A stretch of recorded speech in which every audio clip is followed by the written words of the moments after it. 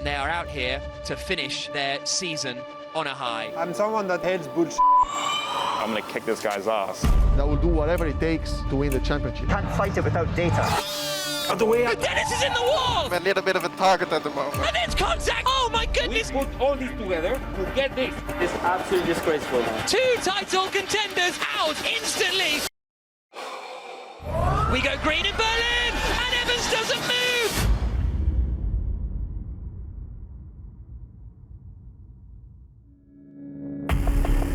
Good morning from Puebla, Mexico. We are here for round 8 and 9 this weekend of the ABB FIA Formula E World Championship. 45 minutes long, this practice session.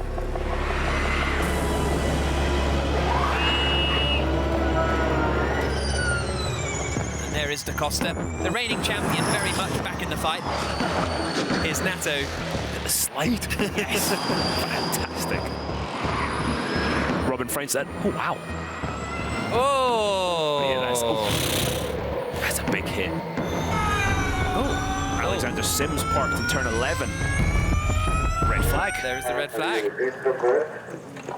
Overseat Clem, I'm proceeding to the bridge that I don't Don't know why he's walking back. Could be anything. No, you just stop. Whatever it is, it could be anything from powertrain to battery, or who knows. What do you mean the car's in quarantine? So they won't release it to us now. They will first do a full check and then release it to us. So there's an issue somewhere in our powertrain. We don't know exactly where yet. We need to investigate that further. But that inherently put an issue into the battery itself. So we have to take full precautionary safety measures, as you see. Change the battery and the powertrain. Going into quali without like a shakedown fundamentally is also always a risk. Everyone knows what to do, everyone's got their own little bit to do. Everyone just picks up and gets the job done.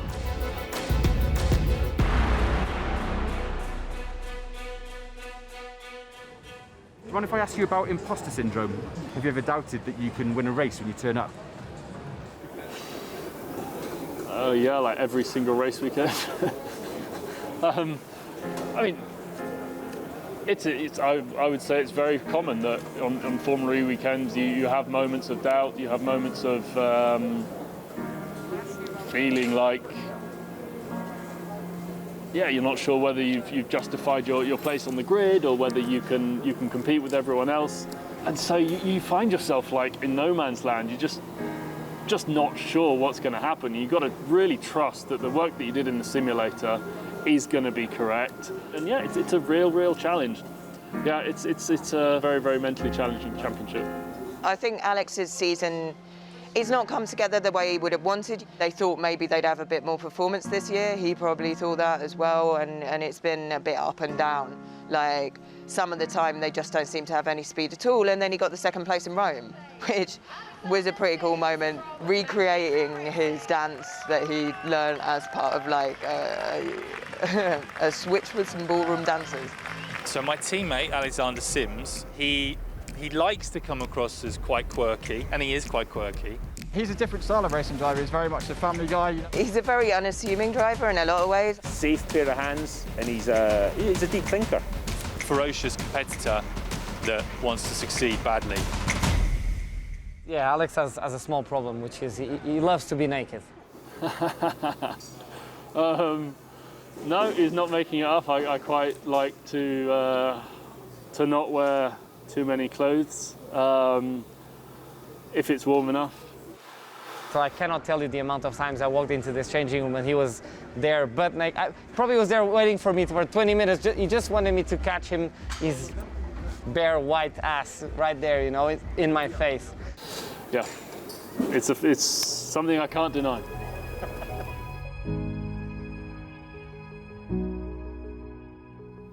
Hey Alex, how you doing, mate? You okay? Good to see you, mate. And you, pal, and you. So today what we're going to do is just going to do a little bit of an activation, really, because obviously we're in Mexico, it's going to high altitude. Just don't want to do anything too crazy today, just to get the muscles activated and ready to go ahead of the weekend. Yeah, all right, happy with that? Yeah. Formula E specifically, the cars are reasonably heavy, so my weight is quite a big factor.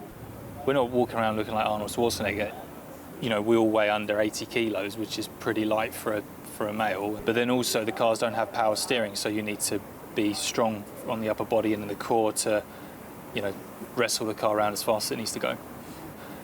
Yeah, I mean, the training for you is as much mental as physical, isn't it? The preparation, it's got that mindset for you, isn't it? Especially leading up to the race weekend. You know, if you do have a shunt at any point, and every driver has a shunt, don't they? You've got your, because you've got that muscle structure in there, you can bounce back from it quicker, can't you, really, you know? Alex Lynn, since the day he turned up in Formula E and got pole position on his debut, has proved his one-lap credentials. But so far, through collisions with other drivers and some scary ones at that, it's not quite come together for him this season. Qualifying, I think he's got the third best average, I want to say. And if the qualifying average is for the season, that's pretty good. The low point was probably the accident, the Sam Bird in race 1 in Saudi, and then he was taken out in race 2, and that was a big shunt. The car skidded up on its roll hoop, went down the escape road, and there were some pretty harrowing scenes, I would say. How do I phrase it? I think there's many days where you doubt your ability. It's visible to the whole world when the lights go out on a Saturday or a Sunday just how good you are today. And I guess, like anything in daily life, you know, you're being measured all the time. And I guess from a driver's point of view, we're very critical on ourselves, because I guess that's how we've got here, by always looking for self-improvement. And at one moment when the chips are down, you always believe in yourself. And I think it's important for anyone, and it's not an easy thing to always believe that you can do it. It's really not, and it takes years and years and years of proving it to yourself. I spoke to him the next day, and he said, I just want to forget this. I just want to move on and get on with it. And all everybody wanted to talk about was this big accident. He didn't seem fazed by it, which, to be honest, is part of being a racing driver. You've got to put these things behind you and get on with it, and I think he did that very, very well. People can say whatever they want about me after this year, whether I'm not good enough, not fast enough. No one's ever going to be able to say is that I gave up, I threw in the towel, he had a bad attitude, and that is something I always treasured, that no one will be able to say that. You can say what you want about my talent, but not about my attitude.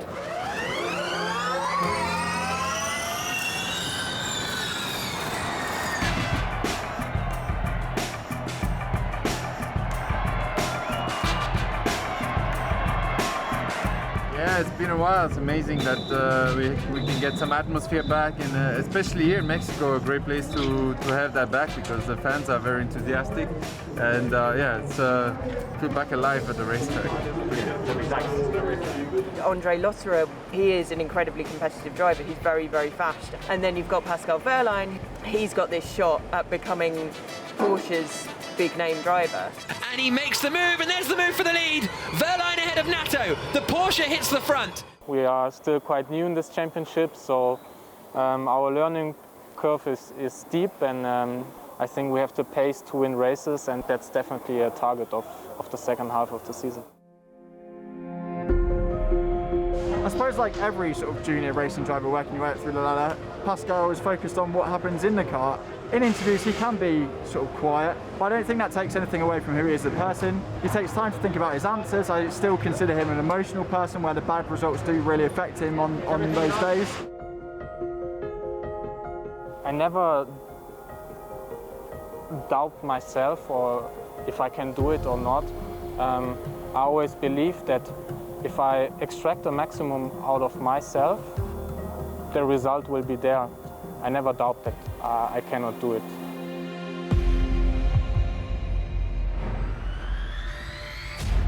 Robin Freitz, the current championship leader, starts way back in 22nd. Ahead of him in 18th is Alex Lynn. His teammate Alexander Sims starts an incredible 7th after his car came to a grinding halt earlier, and our pole sitter for the first of 2 races here in Mexico is the Tag Heuer Porsche driver, Pascal Wehrlein.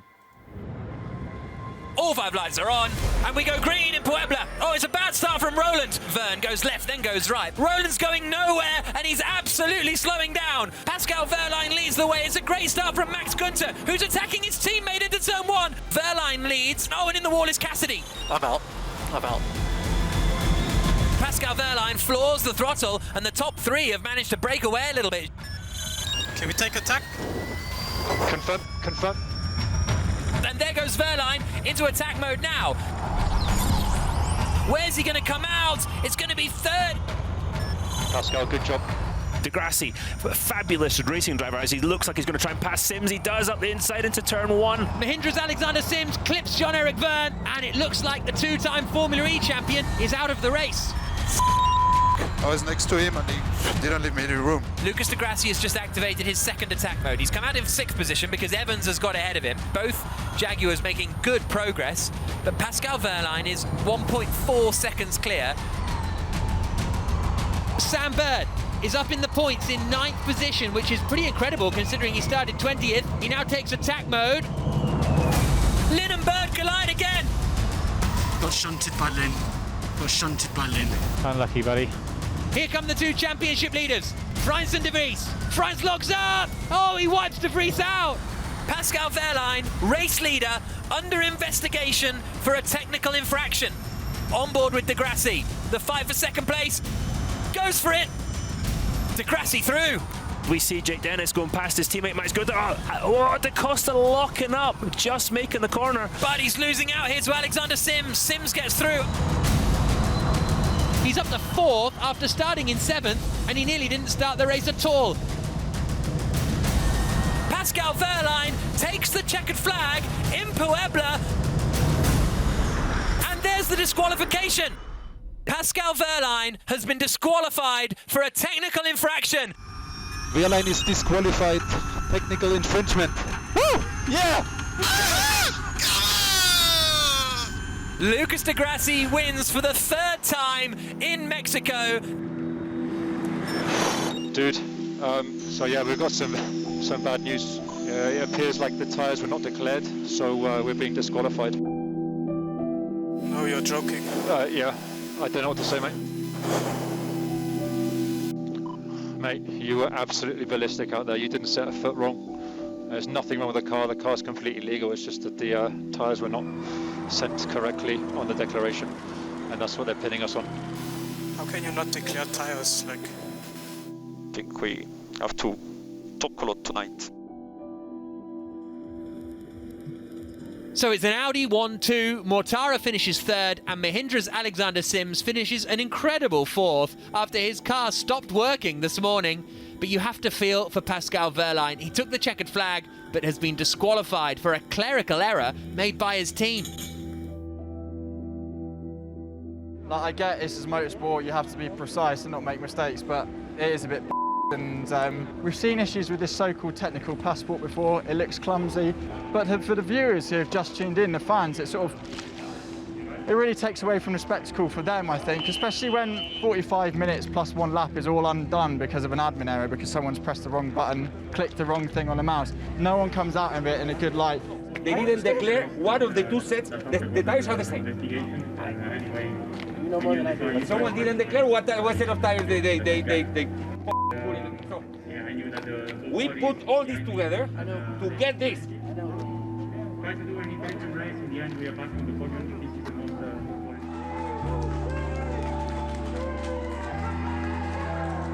The day's been even more crazy than a typical Formula E race day, honestly. And yeah, finished 4th in the end. I mean, it's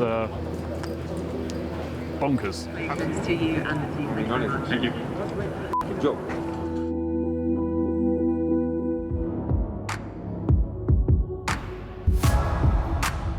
The world's first all-electric single-seater race series is back in the Big Apple.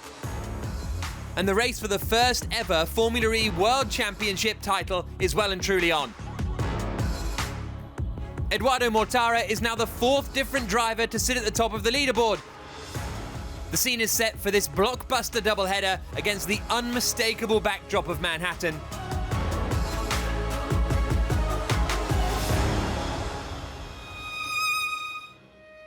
We're here in New York at MetLife Stadium with the New York Giants and the NFL. Unreal experience for me. We're about to test how good Daniel Jones' arm is. He's a quarterback for the New York Giants. We're going to drive off into the distance and with a net on the back of the car, him launch NFL football into the net. I don't know if it's possible, we'll see. I'm done. 3, 2, 1, action. To have them meet Formula E and what we do with Envision Virgin Racing is a pretty cool thing.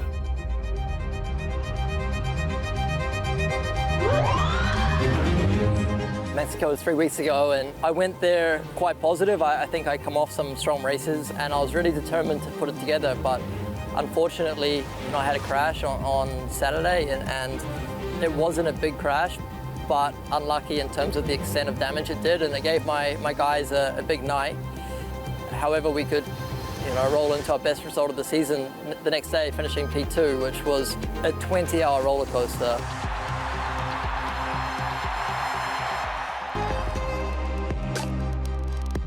Yeah, there's 6 races left in the season. It's all to play for. The championship points are super tight. It's a great thing to be coming here with a lot of confidence. Yeah! And we got the drone as well! Yeah!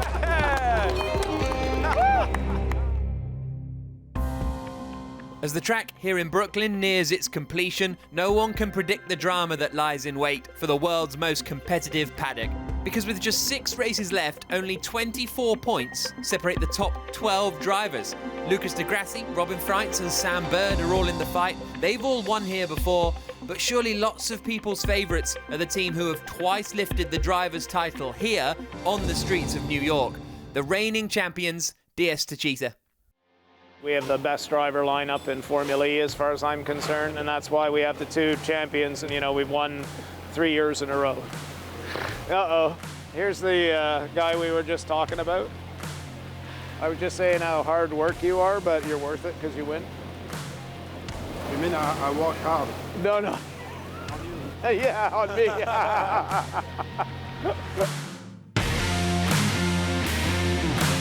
We're a bit of a ragtag crew. Some of the people think we're a bit dysfunctional, and I'd agree we are. One of the craziest organizations I've ever been with, but we are hard working, and I think we have the most dysfunctional team that pulls together when we need to. My name is a little bit of a mouthful. Antonio Maria, the Mel O'Brien, Felix da Costa, and I am the current Formula E champion. Antonio Felix da Costa, the champion of Formula E.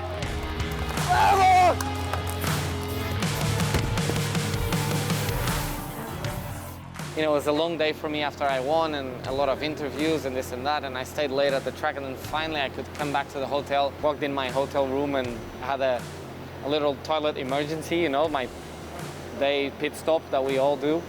And I'm sitting there and I get a phone call from a number that I don't know, and I answer it, and it's the president of Portugal. So while I'm in the can, while I'm going, man, and as that thing was happening, I could just imagine a camera there to take a shot of that.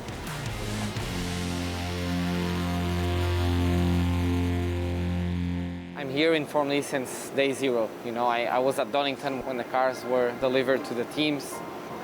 I'll never forget that day because I was going through so many emotions with I like this, I hate this, I just missed out on my Formula 1 opportunity, now I'm here, but this might be the future, but the car is not fast enough yet, and there's a garage with a couple of tools on the floor, mechanics with no team kit, Like, what did I get myself into, So I picked up the phone, called my manager, said, dude, get me out of this. Get me out of here now, And that's when they told me, Antonio, you have to do Formula E. And man, it's the best decision I've done in my life, becoming season 6 champion here with DS and the level of the championship and the respect that it has now. I'm so glad that I'm here. As a journalist, we're not meant to have favourites. We're meant to remain unbiased, and that improves our reporting. But there is a charm about Antonio, and I think it's rubbed off on most people he sort of comes into contact with. So my goal right now is just to beat every record possible. That's what I want to do. I want to be the guy with the most races. I want to be the guy with the most wins. I want to be the guy with the most pole positions, most championships. And when I retire, watch the next young kid, take them away from me. So that's my motivation right now. Antonio was the standout of last season. He was fantastic before the pandemic and when the season resumed after it. But that came at the expense of his teammate, Jean-Eric Vergne. Here comes Jean-Eric Vergne, and he is a 2 times Formula E champion. Jeff, we have done it again. Thank you, my friend. Thank you, Jeff. New York is quite a special place for me. I won my 2 titles in the city, so I hope it will continue to bring me good luck. What image do you think that you portray to the outside world, to the fans, and is that a real image of what you're like? That's a good question, actually. I don't know. I will need to ask them what they think of me. I'm someone that hates bullshit. Jeff is moody and passionate, and everything he does is driven to win. The only thing that matters is what you can change and what you can improve. So yeah, I'm quite direct. Yeah, which people sometimes can think I'm moody, but it's true. I am moody. That can happen. But just because I don't hide emotions in general. What you see is what you get with me. I mean, Jeff's the 2-time champion, and he keeps winning. And I think that it's easy to forget that. Jeff is still a nice guy, a funny guy, make no mistake, but he's great for a headline. You know, he's an opinionated guy. So as a journalist, it's great because we get a lot of story, a lot of material out of him. You know, Jeff's a winner. Jeff's a very ambitious racing driver, and he's a moody guy. You know, one day he's happy, one day he's not happy. I know a lot of people like this in my life, so, you know, it's fine. I can deal with it, no problem. Going up against Jeff, you know, he was a 2-time champion. Antonio had nothing to really lose. He wanted to go to the reigning champions because he knows that, you know, they put together a really, really competitive package. And, you know, he told me before, when he was going there, he's like, I'm going to kick this guy's ass. I thought, well, that's bold. It's just really cool to see that self-belief and to back it up. They're going to make contact. Jean-Eric Vergne's heading towards the wall. Oh, side by side. Oh, Antonio, what you doing? Guys, what the is that? Seriously? He hit me first, but copy. We discuss after. You know, when you throw a little bone to a bunch of lions, they're going to fight for it, and that's all it is. It's all good. Who are those guys? We've just been speaking with Antonio, and we talked obviously about Saudi Arabia this season. How was it from your side, obviously the two of you coming together? All your questions about Antonio and myself, or about the team? It's about you, you two together, and you as a team. Okay. Well, I told him what I think of him on this time. It was unnecessary things to put me in the wall, and we had a big discussion internally with the team after, and I think it's not going to happen again. In Formula E, you need to have 2 strong drivers to really pull one and the other. And it's important sometimes to have a fight with your teammates in a healthy way. Some drivers may not agree, but it's only sweeter when you beat him the day after, you know. This is round 10 of the Formula E World Championship, the ABB New York City E-Prix. Reigning champion Antonio Felix da Costa, he starts in 13th. Second on the grid is the 2-time champion Jean-Eric Vergne. Okay, good luck, mate. Have a good race. Yep, you too, man. He has got to stop Nick Cassidy. In his rookie season of Formula E, is taking his 2nd pole position. The only thing that matters, you know, is we have 6 races remaining, not to dwell on the past and what you've done good and what you've done bad, but within trying to maximize your chances and score as many points as possible and win another title. That's the only thing that matters. All 5 lights are on, and we go green in New York City. Pretty good start from Cassidy. And there's Alex Lynn, locking up on the outside, and going straight on. Okay, Alex, there's no drama. We're still in the good position. We stay focused. Fastest lap from Jean-Eric Vergne. You're doing a good job there in my energy.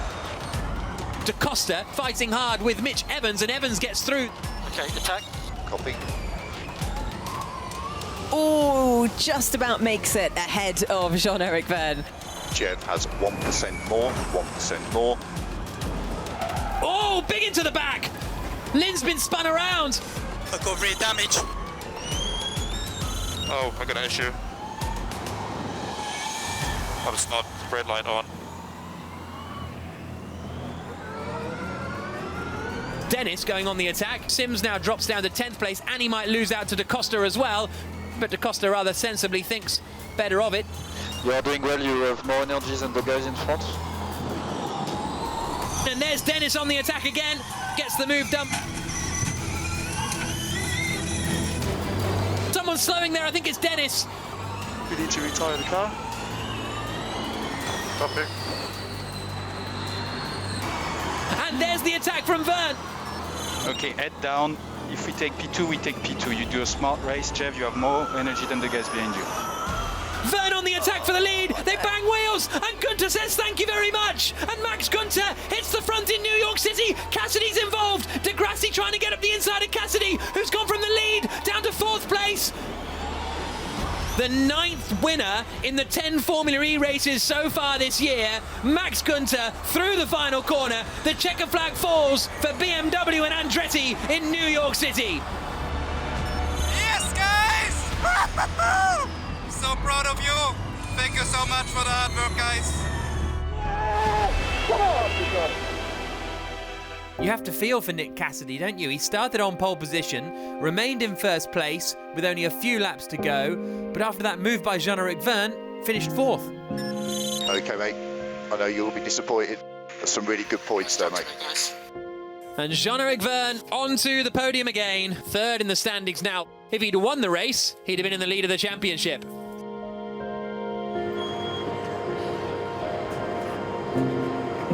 Drivers first. Drivers. More goodies coming. Okay, drivers. Can you cut? Yeah. You take the next one? You take that.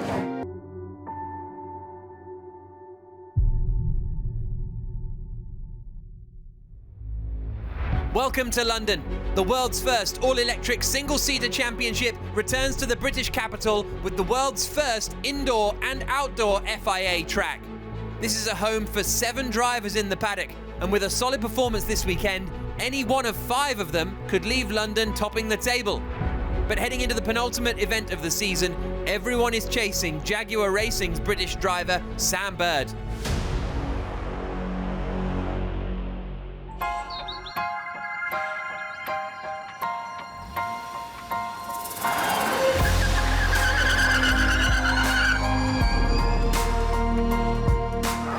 Today we are in the middle of the lovely English countryside. It's been 17 years since Jaguar has actually raced on their home soil. So today we're doing a little promo in preparation for our homecoming. It's coming home, and it's coming home at the London XL for Jaguar Racing in a few weeks' time. Falcons are 3 minutes out, guys, 3 minutes. We can put this little camera inside. It's a really cool promotional film that we're going to be doing alongside the Falcons, which is really exciting. I begged the team to allow me to jump out the plane with the Falcons. Unfortunately, the answer was a big, strong no.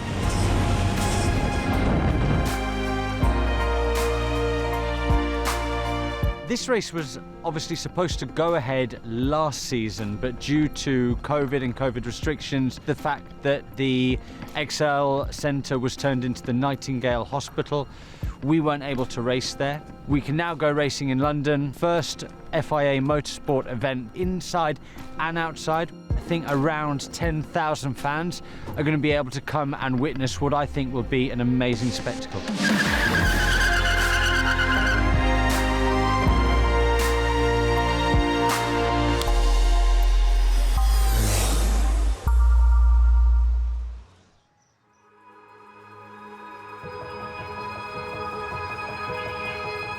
Lucas Degrassi is Formula E's first employee. He was part of the series before there was a series, when it was like pretty much just him and Alejandro. He was key to developing the first Formula E car, to developing the series. And of course he is one of our most successful drivers ever. In season 1 he was 3rd, in season 2 he was 2nd, and in season 3 Lucas Degrassi is the Formula E champion! From the beginning, when we built up Formula E, was very interesting to me because I participate on building up the company. For any motorsport series, but including Formula E, there are 3 key points that needs to be used and needs to be controlled and improved. The first is entertainment, the second is R&D, so technology, how we make technology better, and the third one is cost. To do the 3 of them together is extremely hard. You need to, if you increase too much the R&D, the development of technologies, the cost normally goes very high, the entertainment goes down because there will be difference between teams. if entertainment goes high and all the teams are the same, technology goes down. So to do the three of them together is extremely, extremely difficult. And I think Alejandro, FIA, and Formula E in general, they've done a very good job on putting these three together so far.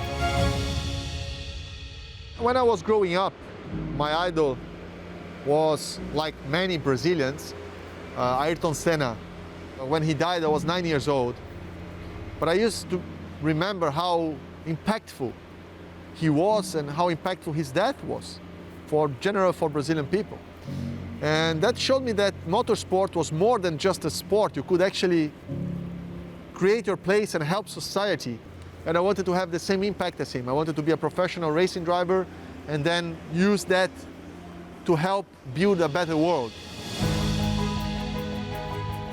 In a way, he's broken into the mainstream away from his Formula E career. So he started off with, he's been educated at Harvard. I believe he's a member of Mensa, done his own TED Talks. Now you see him now, he's ambassadors for sustainability. He's a father, he's an entrepreneur, and he's also the boss of RoboRace, which is obviously trying to pioneer autonomous racing. Crazy development, and there's Lucas's name and face that's associated with that championship.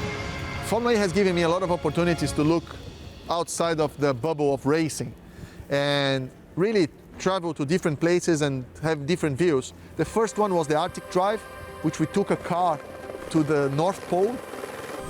Is that the iceberg in front of us in 2 pieces? It's been broken in 3.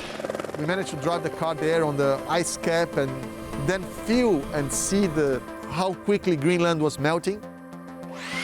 Crazy stunt, super dangerous, really, really fun. And then in recent times, the trip to India, because one of the main points of having zero-emission vehicles that people don't really understand is that vehicles in general is just a small part of the problem of global warming, but it's a huge part of the problem in terms of premature deaths due to air pollution. The main point of having electric cars is having zero emission in cities and therefore breathing good quality air for billions of people. And this is what I wanted to showcase in India.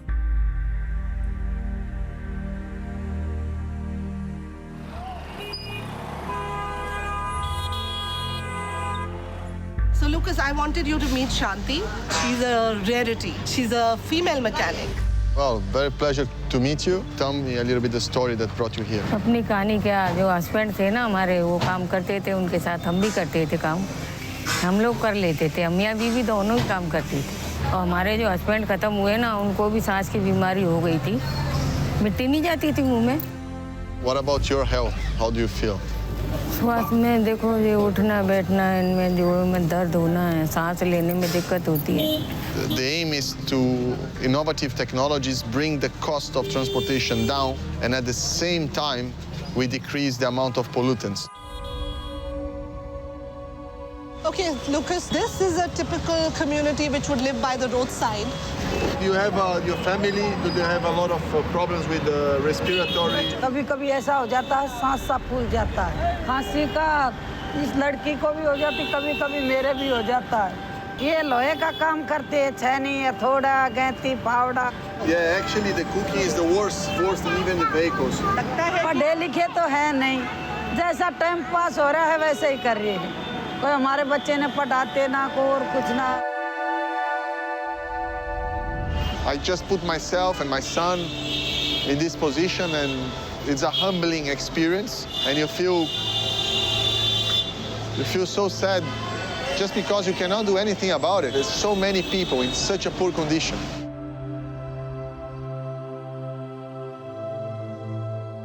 So yeah, all these experiences that Formula E has provided to me, going to the Arctic and going to India, they were amazing experiences. And of course, we are here with a bigger mission, everybody, in the long term, but in the short term is to win the race. And I will do whatever it takes to win races and to win the championship. And we have a very good opportunity this year, so the focus is now in the next 4 events. Here we go. Round 13 of the ABB FIA Formula E World Championship, and here's how the grid lines up. Unbelievably, at the back of the grid lie 2-time champion Jean-Eric Vergne, reigning champion Antonio Felix da Costa, and current championship leader Sam Bird. Our Audi's Lucas de Grassi starts 10th. Lucas, intercom check. Loud and clear. And Mercedes EQ's Stoffel van Dorn is on pole. Just 21 points separate the top 13 drivers. And we go green in London. Pretty decent start from Oliver Rowland. Van Dorn chops across immediately. Lynn almost gets squeezed out, but the top three are in the same positions. It's Mitch Evans who's looking racy, trying to go around the outside of Nick de Vries. Can't quite pull it off. 3 wide further back. Tom Blomqvist getting fed out into the wall. They didn't put me in the wall. Any damage, just report the damage if you're coming in or not. Into the pits comes Tom Blomqvist. Such a shame. We're a lap in. Window open. No, oh, and there's the move from de Vries. Bold stuff. Currently buoying me on sector 1's behind you. Nissan and the Audi are still getting together. And now they're just driving into each other. Rast's car is broken. Race over, race over. Oh, just like Rene Rast, Tom Blomqvist's race is over. De Grassi having a huge lockup coming into turn 10. So the Mercedes EQ cars swap positions up the front. De Costa's off. Lotterer just pushed me into the wall. Why am I not surprised? Second in the championship coming into this race. It doesn't look like he's going anywhere, does it? Safety car deployed. Sorry, guys. He's the only one. I overtook 10 guys there. He's the only one who cannot accept it. Lucas, safety car. Okay, I have a puncture. What's de Grassi doing? De Grassi telling his engineers he's got a puncture. So into the pits he goes. Stop. Okay. Lucas de Grassi has just come into the pits, but gone straight out again. After saying he had a puncture, they didn't change any of the tyres. And now de Grassi has left the pit lane and taken the lead of the race. That's one for the stewards. De Grassi's come out in the lead. If he didn't stop, they need to give him a black flag. The race gets underway. There's the attack from Mitch Evans up the inside of Gunter. Well done. No! Rowland smashes into the side of Stoffel van Dorn, who surely is going to be out of the race, if not, certainly out of the fight for the lead. I'm so sorry to Stoffel. So going back to how Lucas de Grassi gained the lead, the FIA rules state if you enter the pit lane, then all 4 wheels of the car need to come to a complete stop. So Audi need to prove that that happened, or it'll be a penalty. Give me the data as soon as possible. They can fight it. Can't fight it without data. There's Alan McNish sprinting down to race control.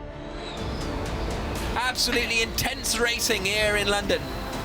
Lynn goes through. Lucas de Grassi has been given a drive-through penalty, but it looks as though they're not going to take it and fight their case with the FIA. Excuse me, no. Sam Bird trying to go past Neto, and he's in the wall. What a f***ing...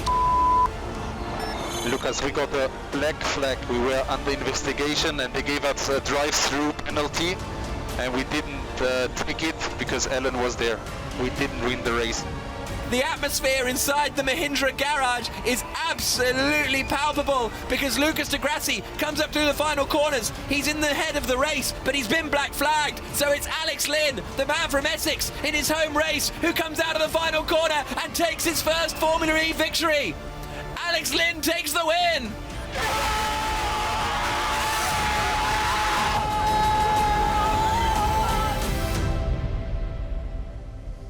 So Alex Lynn becomes the second British driver to win here in London, also scoring no points this race. Lucas de Grassi, who was disqualified after his attempt to stretch the FIA rules, let's say, in the pit lane.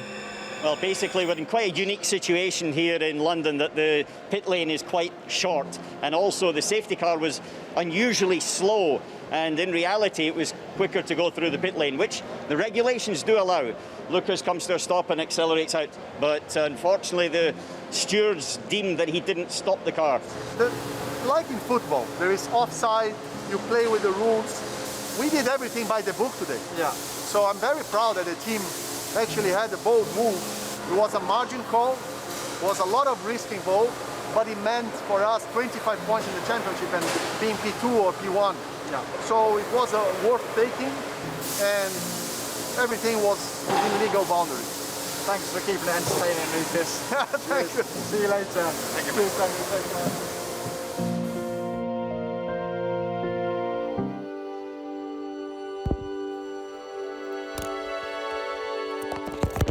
Oh. fuck's sakes. Right. Action!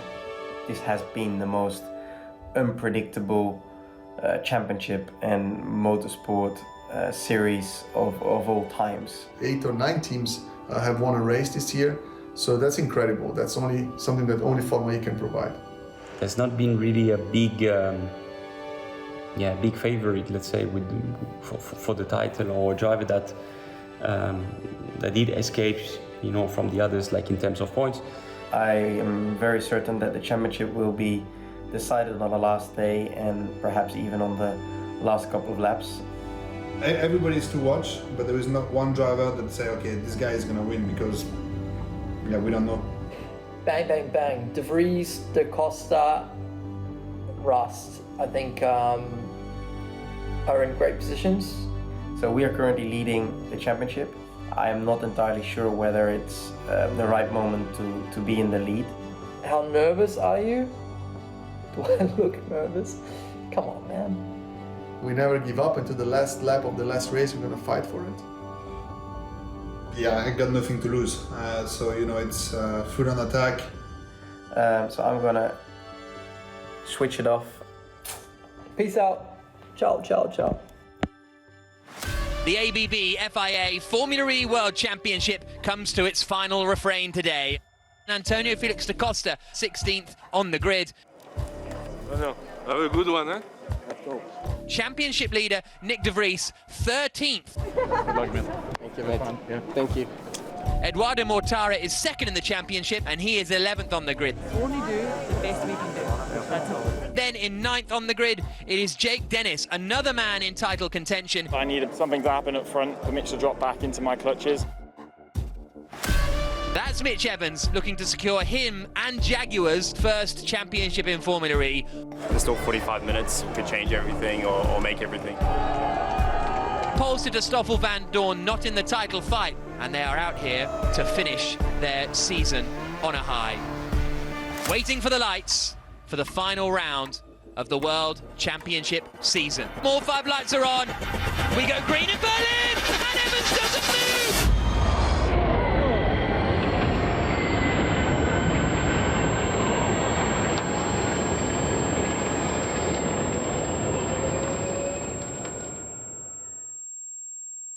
Are you okay, Mitch? Mitch? Are you okay? You okay, though? You okay?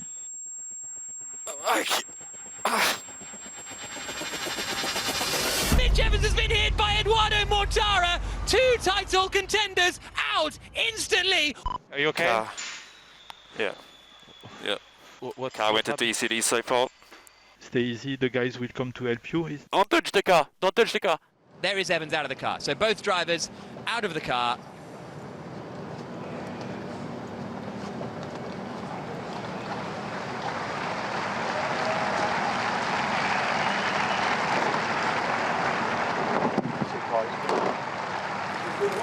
We seemed to have some sort of failure after the launch. So it went, and then I had an alarm, and the car basically just stopped. And then obviously Edo had nowhere to go. I feel for him as well. Yeah, it's obviously just not meant to be this year. The ambulance will come, will pick her up for a checkup. You have to go to the medical center. Yeah, it's an order, and you have to get a checkup. And then don't worry, he will. He's just upset.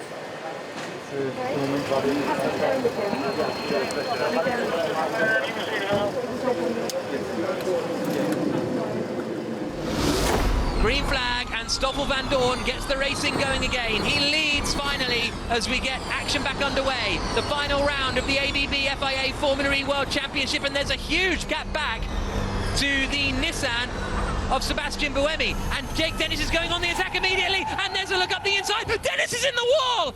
Jake Dennis has lost it, and Dennis has crashed out! What on earth is going on in this title decider? Man. Continue. Mate, my axle completely seized. What did he say? Hit the wall? Said the axle seized. Man, Jake, go ahead and get out of the car, please. Go ahead and get out of the car, mate. Thanks. Jake Dennis jumps out of the car. It felt like it was disbelief that he had done it. The chance for Dennis's biggest win, biggest title of his career. And as it stands, De Vries would win the championship, and the nearest driver that can stop him is Robin Freitz. So bring it home, bring it home. Copy. Green flag again, and Stoffel van Dorn is leading. Norman Nato goes for the lead, down the inside into turn 1. And here comes Blomqvist. Tom Blomqvist in the Neo goes to the outside, and he goes ahead of Nick de Vries there. And there is Dennis. Well, it went down the straight, and it was just like, I was behind the Wayne, and then it just went to this high pitch noise. I was like, that's not it. Okay, Nick, just drive efficiently, increase charge rate. And there, an aggressive move from Jean-Eric Verne. Come on, Joe. This is how the Drivers' Championship stands. Nick de Vries would win it, Eduardo Mortara second, Jake Dennis third, Evans, Freitz and de Grassi, the rest of the top 6. And Nick behind is on attack. Let Nick go, let Nick go. Swap into turn 6, swap into turn 6. So we've seen Nick de Vries get ahead of Stoffel van Dorn, most likely team orders. Lucas de Grassi, he's fighting with here in the Audi, and Da Costa's out. Da Costa is in the wall. Yeah, de Grassi, you confirm? It is a safety car deployed. What happened? It should be on TV. It will be pretty clear. Just push me on the wall. In comes the mini electric pace setter. Oliver Rowland is absolutely on it. He's side by side. Nato chops across the front. To the outside goes Alexander Sims. They go late on the brakes. There's a bit of contact. Rowland nudging the back of Norman Nato, the race leader.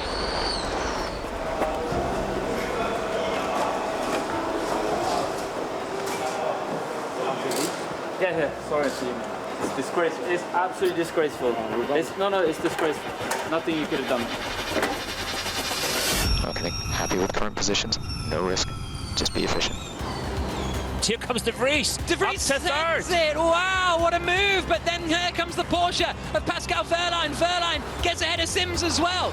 And there to the outside. Oh, Sims fighting back. 3 wide into 2. It's Lotterer who's trying to get past, and de Vries has lost it. And now they're 3 wide, coming towards turn 3. And this is the championship leader. And there's contact. The 2 Mercedes almost wiped out together. De Vries is on the marbles. He's now back behind the Porsches. Wow, that was messy. Okay, Nick, we're in a good position. Just drive efficiently. Whoa, that's a late one, and he sent it! Oh my goodness me! Nick de Vries put into the wall! I feel like I'm a little bit of a target at the moment. 3 laps to go. 3 laps to go. 3 laps to go. Lotter again having a go at Sims, and he does it, but has he slowed it down enough? A bit of wheel banging. And these two have come together before. They put each other in the wall in Puebla, and Sims is leaning on Lotterer onto the brakes into 2. Lotterer gets the move. Nice and efficient, dude. Nice and efficient. Stick to your profile. Mercedes EQ, as we start the final lap of the race, looks set to win the teams and the drivers' title. We do need to defend against Jeff. We do need to defend against Jeff. For what? Tell me! We need the points for the teams. Last lap, last lap. Just hold station, Nick de Vries, and you will become the first Formula E world champion. Alexander Sims is defending to not go into the back, and has he been hit from behind from Jean-Eric Verne? And there comes Sam Bird. Where on earth has Bird come from? And he goes through into turn 3. Sam Bird, all of a sudden, is up into 7th place. De Vries will still win the championship if he finishes here. And is that a move? Up the inside is coming Verne. Oh, they're interlocked. Rast has gone for Verne at the final lap of the race. Nato is still leading. Bird and De Vries right together now for 7th and 8th positions. Is De Vries going to send it coming down into 7? No, he is not. Norman Nato, though, is coming through the final couple of corners. De Vries is going to hold on. Norman Nato is going to win for the first time in the ABB FIA Formula E World Championship. Nato wins. Rowland second. Van Dorn is third. Delight for Rocket Venturi. But here comes Nick de Vries, the Mercedes EQ driver, out across the line. He finishes in 8th place, and he wins the ABB FIA Formula E World Championship. Oh, legends. Oh. Really, really well done. Super well controlled under all that pressure.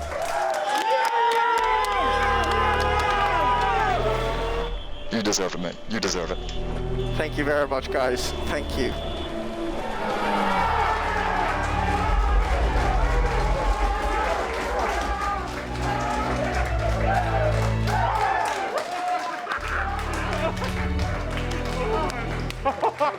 Good job.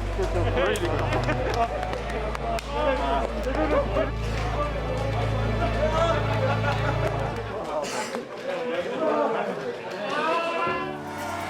lost for words. I'm starting to get a little emotional.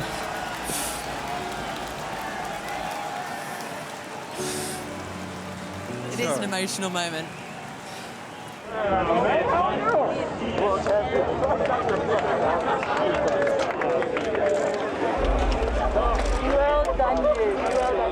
My first reaction was actually a little upset with the race because I felt like we drove an incredibly strong race and we had great pace, but I mean the others out there, I felt like a target. That was my first reaction, but obviously I'm very pleased that we both managed to clinch the team and the driver championship, so very, very happy.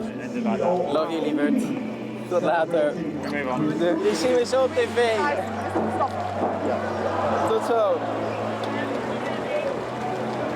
Ian Taylor's team principal of the World Championship winning team, Mercedes EQ Formula E team.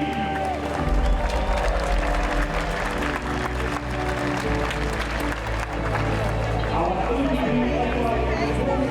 World Champion,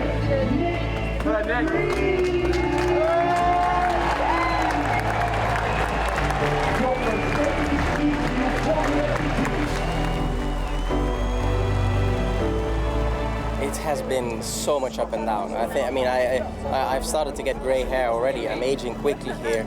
Every race, every day, every session is different, and it really came down to the last race. And I think we had a lot of fortune today to come out on top, but apparently we were chosen to win the lottery. Mate, enjoy it. Thank you very much.